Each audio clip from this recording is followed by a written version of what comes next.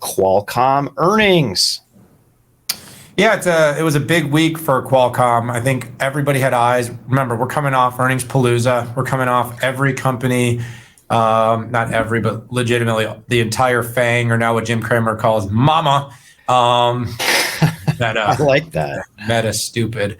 Anyway, all reporting, and there were a lot of eyes on kind of like what's going on, and was this quarter going to be good? Was it going to be bad? We've had so much growth for many parts of tech, but the chip shortage has been back in focus in a big way. And so watching the semiconductor companies, whether that's been Intel, whether that's been AMD, and now of course Qualcomm, was all in focus.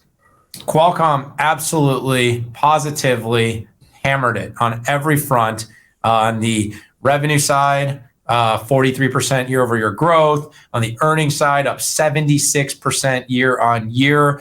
On the supply chain, not a lot of comments, but long and short, the company didn't seem to have a lot of problems with it. And having had the chance to talk to Cristiano Amon, the CEO, ahead of time, it seems like the company had a really good handle on its demand.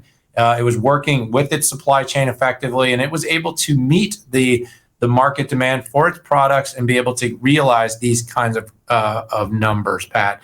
The company really has in focus its QCT business. Now, prior to becoming CEO, that's what Cristiano was responsible for. You can definitely sense his passion for the past few years, whether that's been the adjacent businesses like IoT, automotive, and RF, and of course handsets with this onslaught of interest in 5G.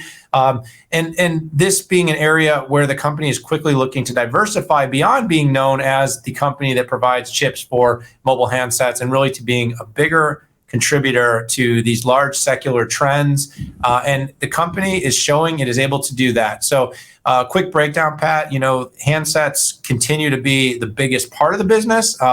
In this quarter, it was about 4.6 billion of the 7.733. So you could say, it's a handset focused company. But on the other hand, 38% now of the revenue from the QCT business is coming from its other three adjacent businesses, which is the RFFE, which we'll actually talk more about in the next segment as well, automotive, and IoT. And the company, Pat, now has four segments, well, almost $4 billion annual businesses, and three of them now are $1 billion a quarter plus businesses, and with huge growth. So in the fourth quarter, RF front end grew 45%, and now they're the number one in wireless RFFE.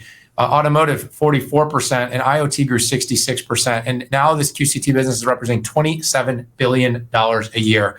So I want to leave a little bit there for you because the company did make some announcements on some other things. But my big takeaway on their earnings, extraordinarily strong. The company is diversifying its business. It is growing at a good clip. It's managing its supply chain well, and it's in these right secular trend areas to be able to grow long term. And it's been a great first two quarters under the leadership of Cristiano Amon.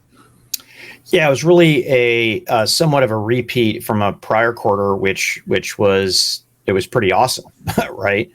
One big thing they did is they did talk about the future, and essentially that they're going to have double-digit growth into the next year, which I thought was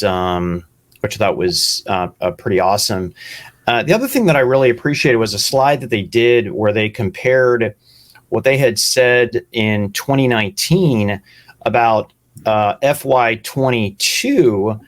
They actually hit those numbers a year early. And the reason I thought that was important is if you remember back in maybe 2017, 2018, Qualcomm was not looked like a company according to its institutional investors who could hit and execute on those growth vectors. And basically they did, and they did it a year early. So, and I think that's super impressive. I think the other thing that I thought was interesting was that they had all this growth during a supply chain crisis. And Qualcomm has a very distributed manufacturing strategy. Okay, meaning they literally work with every fab on the planet. Okay, every foundry, and they also do some contract manufacturing out as well. A lot of people had looked at that earlier a few years back and said, boy, that's complex, that makes no sense, it increases risk. Well, I certainly think it's paying off at this point for them.